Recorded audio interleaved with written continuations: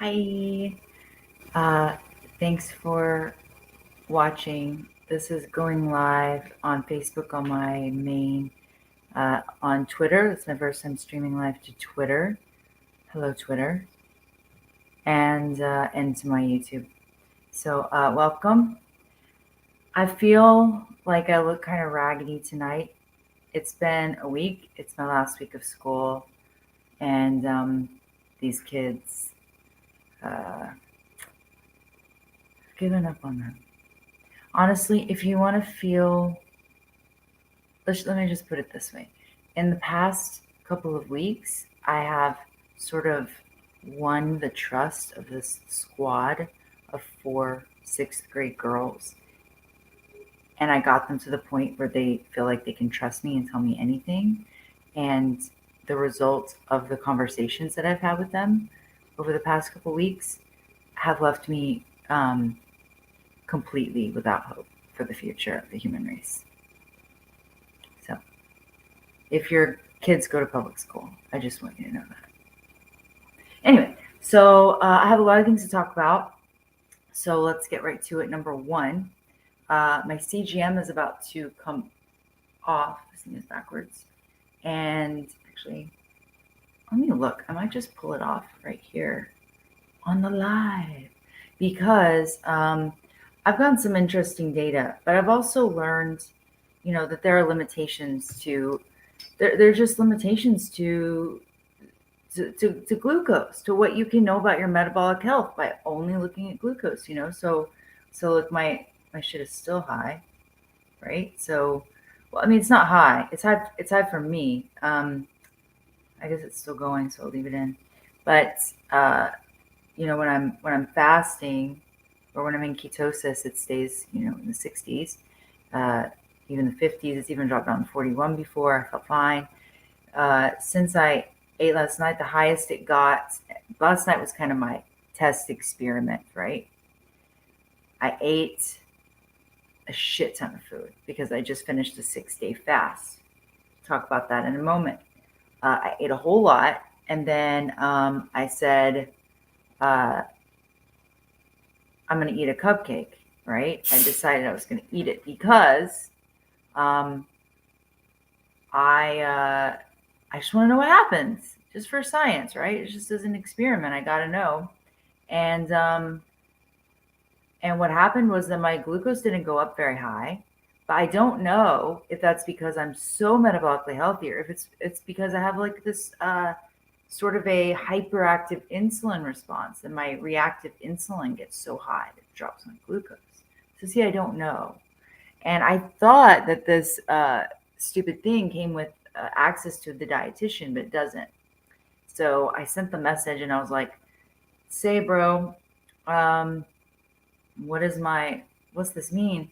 And the response was like, "Hi, we're the customer service team. We don't know jack shit about your whatever." So honestly, I might not have even done it if I had known that it didn't come with dietitian access, but I did it. So what I'm going to do is I'm going to download my data, and I'm going to just start, make a list of all the questions that I have about my patterns, and, look at my analytics and decide, like, here's what I want to know about, and just start digging on my own and figure it out.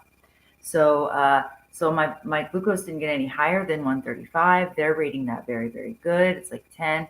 But again, what can we tell just by glucose? Not a lot. Dr. What is his name? What's his name? Indian guy that I post his videos. He is like, look, that a lot of diabetics will pass an OGT, oral glucose tolerance test, because they can control their glucose, but it's because their insulin gets so high and they're hyperinsulinemic. And that's what diabetes is. It's not about the glucose. We're obsessed with the glucose. This is why I'm mad that CGMs exist, but CIMs don't. A continuous insulin monitor would be so much more helpful. Tell us so much more about our metabolic health. I pay twice as much for it. I'd sell a kidney for it. Anyway, so what did I learn? I learned that my glucose doesn't get very high, but I don't necessarily know if that's good. My highest peak the entire time I had it on was 135. It got to 134 when I ate that carrot cake cupcake.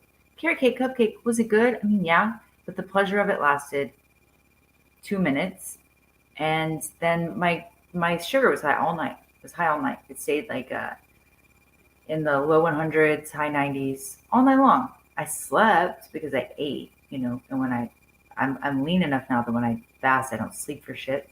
But I did sleep. But then I woke up at like at work at like 3:50 in the morning, just like feeling like ass. And um, I don't know. It's a carrot cake, cupcake, especially now that I know how my glucose stayed. It was not worth it. If you are going to cheat or eat something with a lot of carbs, eat it earlier in the day. Because of my circumstances at work, it's when I'm breaking a fast that long, I have to do it after work because, there's always the possibility that you're just not going to react well when you refeed. Like I'm not talking about like refeeding syndrome or something serious, but like refeeds can just, put your dick in the dirt, as they say. You can just sort of feel really bad, really tired. You can have diarrhea. You can have whatever, like right after you come off a really long fast and you're refeeding. So, take it slow, drink some coconut water, eat a little bit of fruit, then try, or even just start with meat. That's totally fine, especially if it's raw. It's very easy to digest. I did eat a few raw bites of ribeye. And then I cooked one and I ate, everything but the lean, because the lean is optional. It all tasted good, not as good as you might expect. But then when I was done eating, I did feel very full. And I was able to sleep. That was nice. So anyway, CGM, was it worth the money? It's hard to say. Hard to say now that I have the knowledge. Looking back, wanting to know what my sugar was doing, ready to pay 150 for it. I think maybe yeah. It was 150 for 2 weeks. I got a discount on it. So I didn't pay a lot, but I also didn't get that dietitian access. So that's what makes it really borderline for me. And now they're sending me emails like, holy shit, your shit's about to expire. Do you want to, pay us more for a dietitian? No, I figured it out myself. So my 6-day fast, let's move on to that real quick. So I broke it one day early. I was going to go for 7, and then I just felt bad. I felt pretty bad. It wasn't like, oh, I'm going to die bad, but it was bad enough that like, okay, well, I went 6 days. At this point, going one more day is more or less academic. I lost a ton of fucking weight. So right before I started the fast, I had a whole day refeed. It was a Sunday. There was stuff going on at church, and I ended up eating like a large meal and then 2 smaller meals that day. So I ate a lot. I think there was also like a hormonal thing going on with my cycle. I did skip a period last month, which I don't ever do. Question you're wondering about is no, I'm not. But I did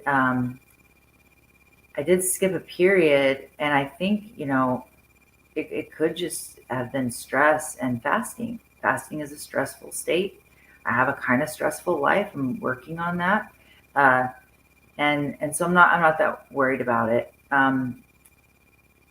However, I think that it could have also been a hormonal thing that my appetite was up that day. So I kind of ate a lot that day. I kind of didn't eat the best stuff. And then, for whatever reason, a combination of, eating late, eating bad shit, hormones, whatever, my refeed bump. Okay, so your refeed bump is when you break a fast and you refeed, weight's going to go up a little. Okay, you just ate. It's not there. There's the food that you ate adding weight to you, right? And then there's also the water that you're going to retain when your insulin goes up.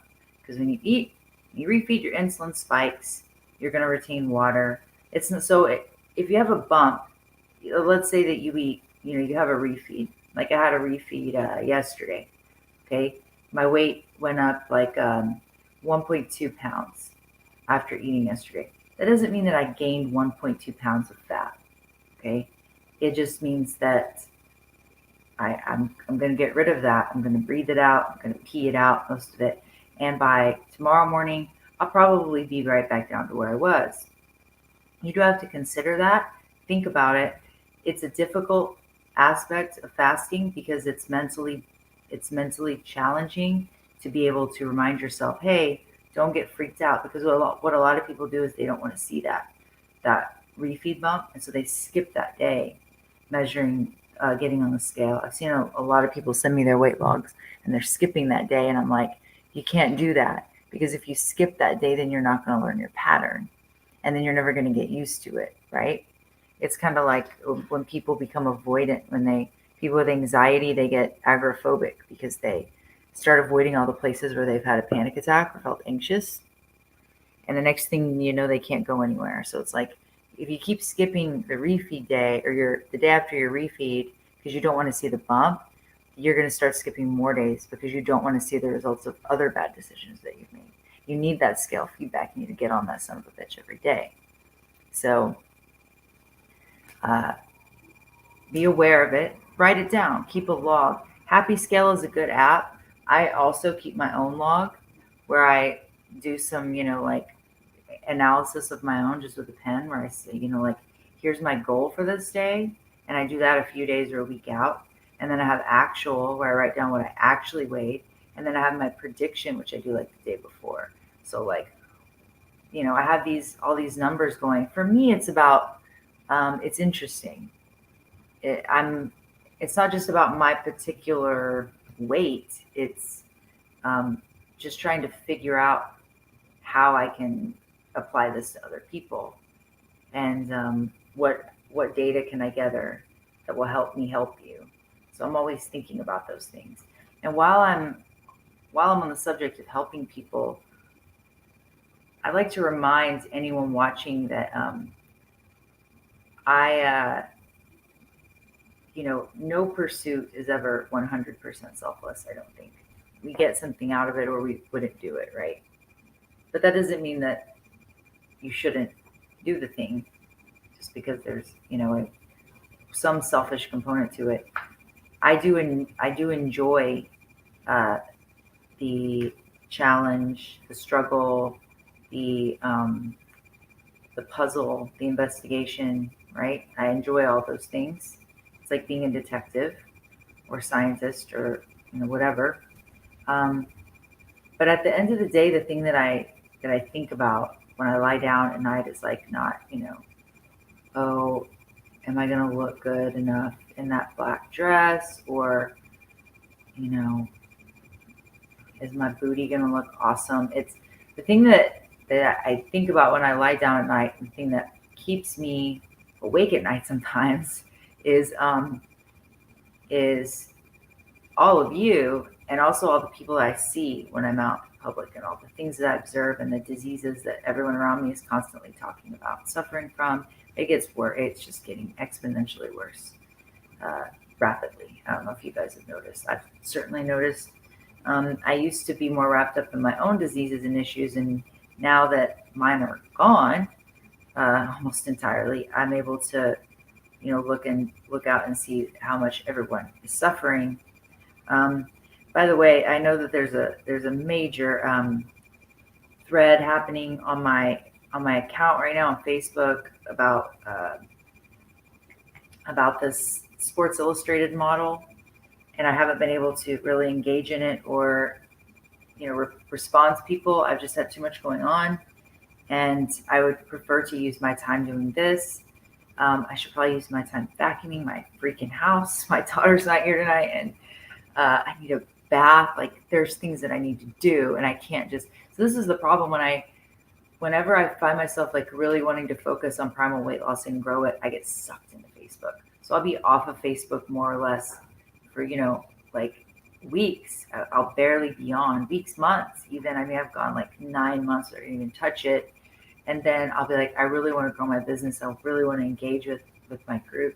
And I'll get back in. And the next thing I know, I'm on Facebook all day long. And it's not good for us. And I would love to find a way to just take primal weight loss like entirely, what do you call it, like No, that's me talking. I don't want you to talk.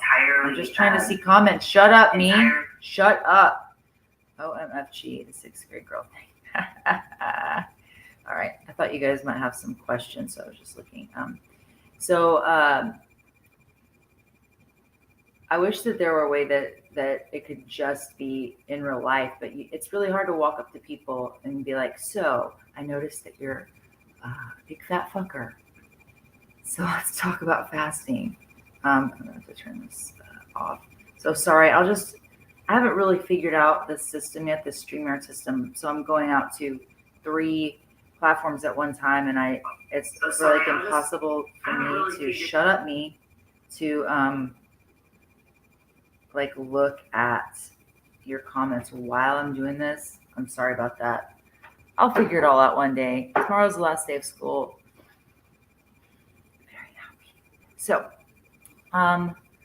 let's see. I was talking about getting sucked into Facebook. And before that, I was talking about the Sports Illustrated model. Y'all, she's obese. I'm not saying she's hideous. I'm just saying that she's obese, and it's dysgenic for us to hold her up as a model of beauty. I don't care how pretty your face is or how pretty your hair is. That's not the point. It's not the point. It's not the fucking point. A lot of people, if they weren't obese, would be beautiful.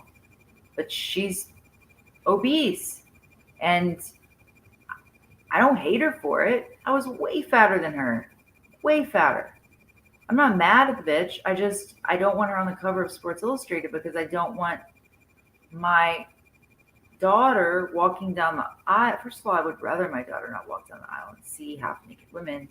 Anyway, I would rather my daughter not walk down, the aisle by the checkout counter. She's already getting bombarded with all these signals from, capitalism to consume everything. And then she sees oh, that's what everybody thinks is pretty. That's what I should look like one day. My daughter already knows that junk food makes you fat and sick. She can repeat it to me. Why can't you eat that? It will make me fat and sick. I tell her that because it's true. It's true. That girl is fat. I don't know if she's sick yet because she's young, but she will be if she keeps going on that way. I feel bad for her. She's being used. She's being just like what we do with human beings in our society. We commodify people. She's a commodity. She's being used to sell this idea, just like all these fat bitches that they put on billboards and whatever. All the mentally ill people that they put up, be 7 genders. It's fun and normal. These are sick people, physically and mentally, and we shouldn't be clapping for them and saying, "You go, girl. You're looking so thick." It's not thick with 2 C's. It's fat with 2 T's. So yeah, it's disgusting to me. These women who use her obesity, they praise it to get points on Facebook, and they get their little dopamine hit, their little like, and their little heart. You're a good person. Oh, you're a good person. You like the fat girl. And then they get more, more satisfaction, more dopamine by turning on me and being like, "You skinny bitch with no ass. How dare you? You're ugly. Your face is ugly, and there's nothing you can do about it." They're like, "Oh, we think that you're being mean, so look how mean we can be." I never said anything mean about that chick. I just said she's fat. It's a scientific fact. According to her online stats, because they have those for models on the modeling agency websites and shit, she's 5'11", 242. She's obese. Okay? A man that size, unless he was beyond jacked, would be overweight, obese at 5'11", 242. I mean, you'd have to be really jacked. Okay? So now I'm going to get gym bros being like, "Oh, 5'11", and I'm only 242. Look how fucking swole my steps are, you stupid bitch." I'm totally going to get that. It's fine. So anyway, I would help her if I could. Anybody like this chick on my page right now commenting, being like, "I love my body. My husband loves me." I mean, I don't know what to say. I don't know what to say except that, you're going to die from what you eat. Most of us die because of our diets. I need to do like somebody who's good at things should do like some kind of a graphic image of that, like a die with the die. Anyway, so most of us are going to die from what we eat. Main killers in Americans are heart disease, cancer, diabetes, dementia. They're all related to obesity, strongly correlated, very often causative, or I don't want to say causative, but they have the same root cause, which is hyperinsulinemia, right? And so you can tell yourself all you want that you're happy being fat, but it's killing you. And contrary to popular belief, it's not normal. It's not normal to die from those diseases. And when you look at ancestral populations, primitive populations like the Inuit and the Hadza, they they don't they don't age like we do. They don't have a fucking 20-year decline.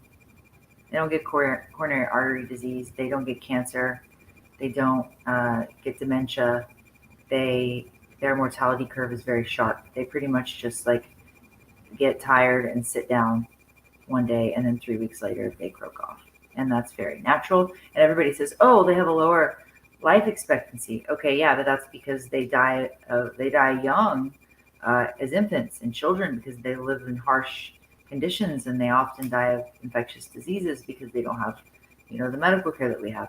We're lucky enough to have medical care to keep us alive and comfortable until we fucking forget our own names and shit ourselves and get fat and have our feet cut off and have heart attacks for 20 years. Yay! Yay! What about quality of life? Does that mean nothing? I'd rather have a 40-year life expectancy where I was lean and healthy and running around in the sunshine, laughing, doing stuff, having a purpose, than 80 years of this shit. This shit? No. Oh, cool. We just have accepted that it's normal that one day we're going to have heart attacks, we're going to have diabetes, we're going to get some kind of cancer. 1 in 2 Americans now. 1 in 2. Half of people in the United States get fucking cancer at some point. That's not normal.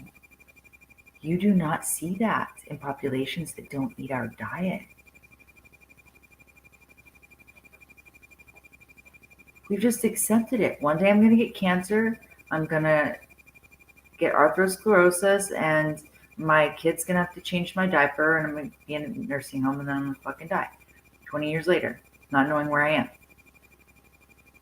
Don't accept that. You don't have to accept that. Why? So you can put on Facebook that you love your body? A, I don't believe you. And B, why would you love it? You're dying. I'm sorry if I sound harsh. Somebody has to tell you the truth. Somebody has to care more about your life than your tiny little fifis that are getting hurt. I'm that person. It's not because I don't care about you. It's because I do care about you. I do care about you. And luckily, I had someone care enough about me, a doctor who pointed, it's not that he cared about me, he just met me, but he at least had the honesty to point to a BMI chart to the fucking tiny red square on the end and be like, you're here.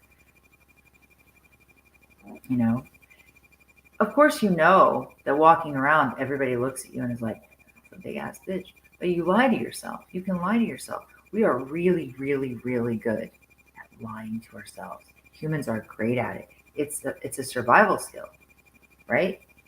We can lie our asses off to ourselves, and we do. And I found that's the only way we can not kill ourselves. And I would walk around every day. I would have days where I'd be like, I look pretty good today. Bro, I weighed 270 pounds. I was not looking good on any day. But I had days where I was like, I'm feeling all right.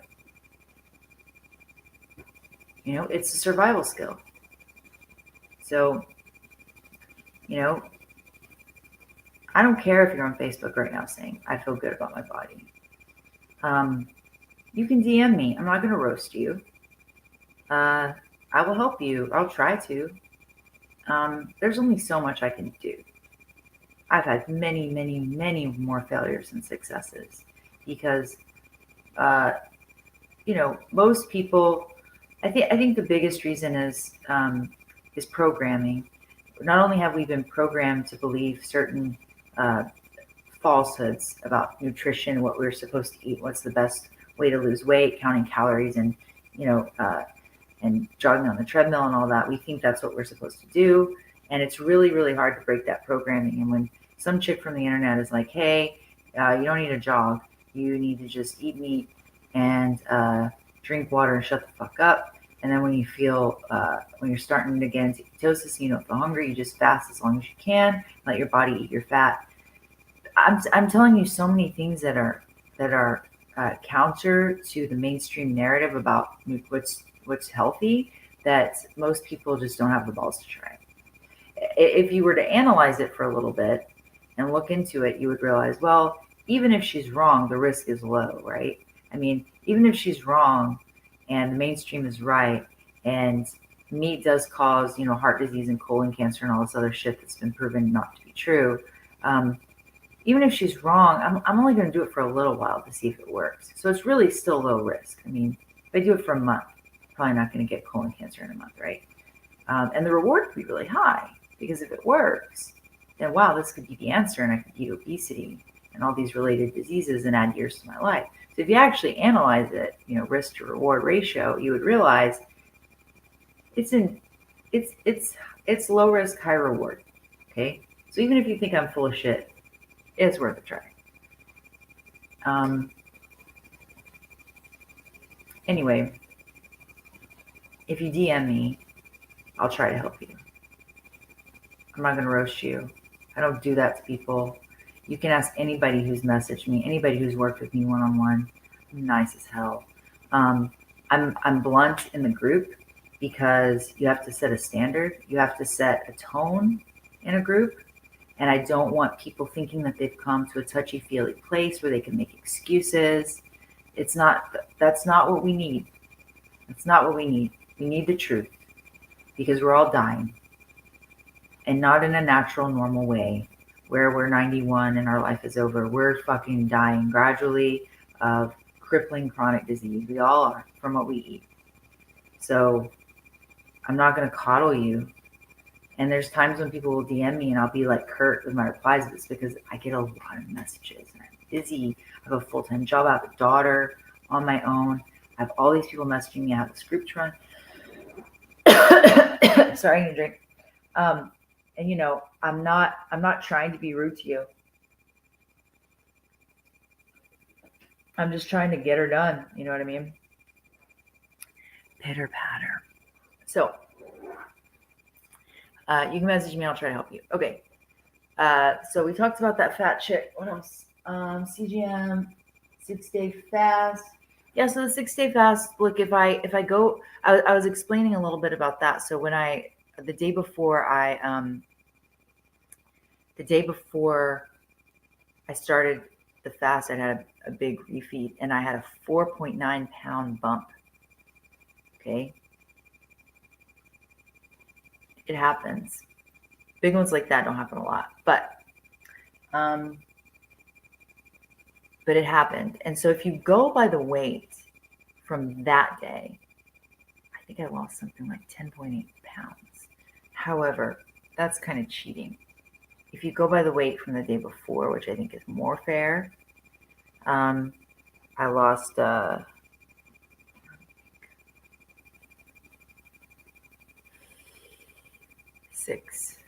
pounds in 6 days. So my refeed bump this morning, I got on the scale my refeed bump this morning was like 1.2. I feel totally fine about that. It'll be gone tomorrow. Where did the fat come off? At this point, my body has finally eaten almost everything else except my boobs and my butt and my belly. I was so afraid that the Lord was going to take my boobs and my butt and leave the belly. The belly is going. Hallelujah. Hallelujah, y'all. I have continually had this little foop-a-doop. It's just like, oh God, I just look at it and I'm like, get it off. right? But it's going. It's going. My stomach has become like more or less flat, and it's a very weird feeling walking around like day 5 and 6 especially. I look in the mirror and I look like I'm sucking in hard, and I can see abs. And I'm like, oh, this is what it feels like to be a lean person for literally the first time in my entire life. Wow, man, it's a crazy feeling. I was at Target and I told myself I wouldn't buy any clothes until I met my next weight loss goal, which is my second to last weight loss goal, and I didn't let myself, and it was this powerful motivator because I don't really buy a lot. The two things that I spend money on, where does my money go? Clothes and food. And food I only eat like every few days, right? Like I will blow money on good food because there's nothing more important than that. And then I think because I was fat for so long, now that I look good in clothes, I love clothes. I love them. I admit it. It's a problem. So I didn't allow myself to buy a single article of clothing for like I think it was like 6 weeks, not even a pair of socks. And I did buy a pair of shoes, but that doesn't count. Anyway, so I went to Target because I mean, it's kind of trash, but anyway, I wanted some of the adorable high-waisted, like really back wide, like jeans, like the kids at school wear. I know it's really sad, but it's not. I mean, look, I wore them in the 90s, okay? So basically, I was there first. Shut up. And I put on typically, so I want to talk about clothing sizes. This is weird and I don't like it. I don't like what we're doing and how we're sort of like pushing everything towards fatness. This is another way that we're just encouraging people. Okay, I see the kids walking around at school. Who's getting rich off these kids? They walk around eating chips all day. They all eat chips all day. Chips, chips, chips, chips, chips, especially Takis. They walk around upending Takis. You walk down the hall, what do you see? Chip bags doing like this in the classroom all the time. I have a no eating in my classroom role most of the time. But oh my God, they are sluts for chips. They'll do anything to get chips. There's nothing fucking worse. I would rather them eat a chocolate bar because at least it doesn't have all those seed oils. It is a flour, which we've already talked about how flours are addictive, right? Like you pulverize something so it enters the bloodstream quicker. You get that instant hit, right? That instant addict hit. It's not how we're meant to digest food. And then, so you take a potato, it's pure glucose. If you were just eating a baked potato, that's one thing. But then you deep fry it in seed oils and you add all these flavors to make it hyper palatable and addictive. And now they're just doing this. And then corn, they make flour out of the corn. They coat it in all the shit. They fry it in seed oil. It is literally poison. There is nothing fucking worse I can think of that they could be eating. And they eat it all day long. All of them. Like all of them. And somebody's getting rich off that, okay? And so why would they want us to get lean? They don't want us to get lean because we eat that shit. They get rich, and then we get sick from it, and we go to the doctor, and then Big Pharma gets rich. So what incentive would they have to tell us to fast? Then we stop eating food, so they stop getting that money. And then we stop needing pills, so they stop getting that money. Why would any of the food industry or the medical industry or pharmaceutical industry ever tell you to fast? If your doctor tells you not to fast, tell him to go fuck himself. Say, sorry, you're not going to get rich off me. Peace. And go home and fast. And throw away all your stupid pills. You don't need them. Throw them away. I'm telling you right now, we're all being killed for profit. They might not be thinking of it that way. It's not like they're like sitting around in a shadowy cabal and one of them is like stroking a black cat by a window and he's like, soup, my pet, soup. I'm not saying that. They're probably not even thinking about it. Or if they do, it's like late at night when they're drinking wine in their condo and they're like, fuck, we're really killing people. Oh, well, fuck it. Get on the Peloton, whatever. They probably think, a lot of them probably think that, especially the doctors, they probably think they're helping people, but they don't know this shit. They don't know what I know. They don't know what you know now. So, and the ones who figure it out, what do? They fucking do something about it. They change. Their clinical practice evolves and they get on Twitter, they get on YouTube, they do what Jason Fung and Ken Berry and all these other doctors have done. Sean Baker, Paul Saladino, all these dudes who are like, hey, they probably don't mean to, but your doctors are fucking killing you, dude. Don't listen to them. But anyway, now we're being pushed. Now, of course, they're not going to encourage us to, lose weight because then they won't make any money. So instead, they're just going to make clothes fucking fatter. So now you have Old Navy. I get a lot of my clothes from there, and they're like, size equality. Sorry, no, body equality. And so we offer every single one of our styles and sizes. Extra small, 5X. Okay, cool. Except not cool because I wear an extra small in some of their shit. I am not extra small, okay? I am not petite. I'm not like an Amazon built like a British shit house, but a petite woman is like 5'2", 110, something like that.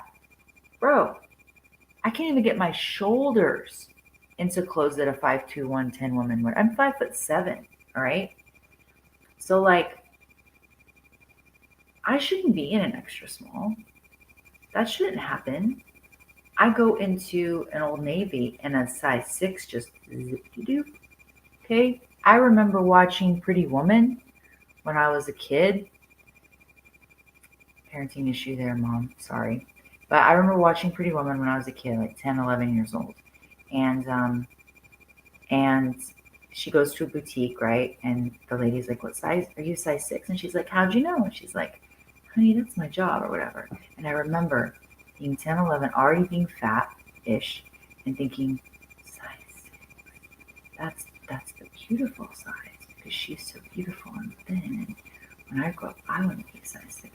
And I've never been a size 6 in my life. I remember at the mall when I was like 11, 12, and there was this store called 579, and all the clothes were either size 5, size 7, or size 9, which is junior size.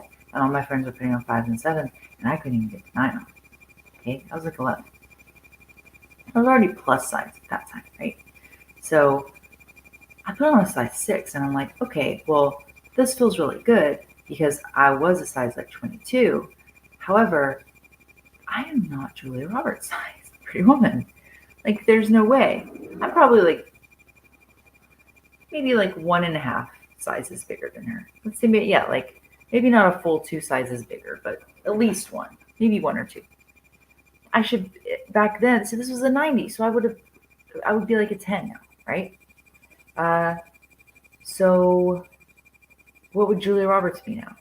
Julia Roberts from Pretty Woman, like a 2, like a 0 or a 2, okay? So that they just keep ramping them up. This bothers me because we're being gaslighted, basically. So we could look in the mirror and be like, I think I might be a little overweight. And then you go to the store and you put on the clothes and you're like, no, I'm perfect. I'm a 8. I'm a 10. I'm 12, whatever. When you actually, you're 20 years ago, 16, 18, whatever. So this is just, we're being fucked with mentally. It's a psychological mind game to tell us that we're not as fat as we think we are, that we deep down know we are. And we talked last week or whenever it was about anxiety and why you're anxious and you feel like you're dying because you are. The body is intelligent. Unless you have a diagnosed eating disorder like anorexia nervosa, which is really rare. True body dysmorphia, where you look in the mirror and you're thin as a rail that you see a fat person, that is rare. If you deep down feel like you're fat, you're probably fat. Okay? Deal with it. Do something about it. Action is the antidote to despair. What else? Somebody asked about macros. It depends on what your goals are. So I don't really fuck with macros that much because primary focus of this group is a weight loss group. Get your metabolic health in order, get the fat off, start repairing your cells, your mitochondria by cutting out seed oils, that shit. Macros, when you get into macros, is when you're done with that and you're starting to try to recompose your body, right? Like you're working on building lean mass. Now, is there anything wrong with building lean mass while you're losing weight? Absolutely not. It's just not really my wheelhouse. As I start doing it for myself, I'll learn more and I'll take you with me on that journey. However, I will say that Cole recommends, he changed his mind about stuff, which is totally fine. But he has recommended many times that you cut to the bone, get all the fat off, and then bulk. Then do a lean bulk, right? That's what I'm doing. When I was first really losing a lot of weight back in the summer of 2020, I was in my friend's home gym. Sorry, I'm gonna check out. I'm gonna check out my comments here if I can, and just see if you guys are saying anything, because you're not on here. You're not on the StreamYard comment feed. Home gym. Shut up. Shut your stupid face. Good food is a necessary expense. Go, girl. Close it over here. Julia Roberts had a body double. Yeah, she had a body double for the sex scenes. Just her walking around. That was not a body double. Bruh. All right. So, I was going to my friend's unair-conditioned shed in the Texas summer and lifting. She just had barbells. So I was just doing the starting strength program. I was doing squats and presses and deadlifts, and it was like 110 degrees in there. It was awesome. I loved it. However, my weight started to creep up, and it was just hard. It was hard to tell like what was happening. Like, is my fasting working? Am I fasting long enough? Am I eating the right thing on my refeeds, or is it the muscle that I'm gaining? What's happening? I couldn't tell. It's just, we think that we're good at multitasking as humans, but we're not. Our brains actually don't really work that way. So I like to focus on one thing at a time. And so I'm cutting, but I am days or weeks from being done with weight loss, maybe a couple weeks. And my next adventure is lean mass, is building muscle, because I need it. I have great bone density because I carried 130 extra pounds around for like most of my life. But that'll make your bones really strong. But I need muscles, so that's going to be my next thing. So different people say different things about macros for a guy who's trying to lean bulk. I would refer you to Cole Robinson. Go to Snake Diet YouTube and just look at his fitness and bulking videos, because that guy, 5'6", 165, just ripped, shredded, jacked. He uses fasting. He uses all kinds of things as tools, but he's very knowledgeable, and we disagree about calories, but everything else, most everything else I do agree with him on. So check out Cole, and we can all learn together as I embark on this crazy adventure. Last thing I want to touch on really briefly is ADHD. ADHD is bullshit. It's not a disorder. It's a perfectly ordered response to what we've done to our brains. We have industrial society has fucked our brains, and especially in the last, I would say, 30 years or so, with screens and devices and social media, and not reading anymore, not going outside. And don't forget what we eat. What you eat matters to your brain. Some studies have shown that the brain is part of the body. So what you eat matters a lot. People love to get diagnosed with ADHD because it gives them an excuse, and it gives them an excuse for their kid. And instead of fixing their diet and fixing their lifestyle, they put a hat on top of the hat. Just take the first hat off. They put on a hat and they go, I don't like this hat. So they put another hat on top of it. Just take the first fucking hat off. Instead of like, you keep your shitty lifestyle and you keep your shitty diet and you add shitty ass pills. Fix your lifestyle and fix your diet. Put your fucking phone down. Turn off your TV. Go outside. Go for a walk in nature. Listen to classical music. Do yoga in the morning. Listen to nature sounds while you go to sleep instead of scrolling on your phone until you pass out with your phone right here. Okay? Do something about the blue light, wear blue blockers, work on your sleep hygiene, work on your circadian rhythms. Eat a proper diet, eat clean whole foods the way they come out of nature. Stop eating seed oils, stop consuming sugar, stop consuming sweeteners, stop consuming porn. Fix your life. Instead of just saying, oh, I have ADHD. I don't give a shit. Everybody has ADHD. I teach middle school. The rare kid doesn't have ADHD. Not all of them have a diagnosis, but they all act the exact same. Oh, well, that one has ADHD. I can't tell him apart from the other ones.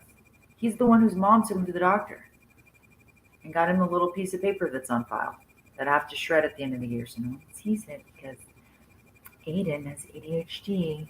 We all fucking know that. They all have it.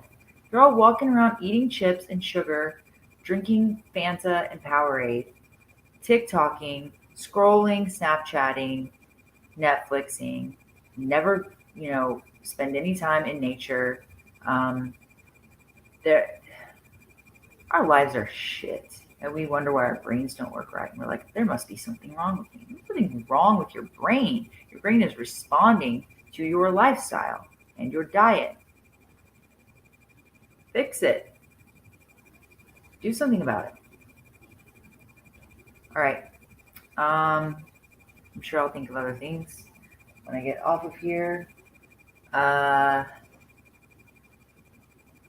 Thank you for tuning in. This will be on YouTube. I only stream this to my main because it just seemed like dumb to stream it to two places on Facebook when I could put it on Twitter too. So it'll go out to it'll stay here on my main. I'll also put it in the group, and then it's on Twitter and it's on my YouTube, and I'll post that. So if you have any questions, please DM. Need any help, let me know. I added a moderator. The moderator, Sarah, is my sister. Be nice to her or I will literally cut you. The other moderator, or added an admin, Brandon, you can be mean to him. You can take it. Actually, don't be mean to him. He knows a lot. He's been in the group for like a year. But, I probably will still be approving most of the posts. Just for now. Mainly I say that because we just added like a shit ton of people in the past few days. It's nothing against Brandon. So, you can tag one of them too if you have a question or whatever. All right, you guys have a great night, and I will see you later.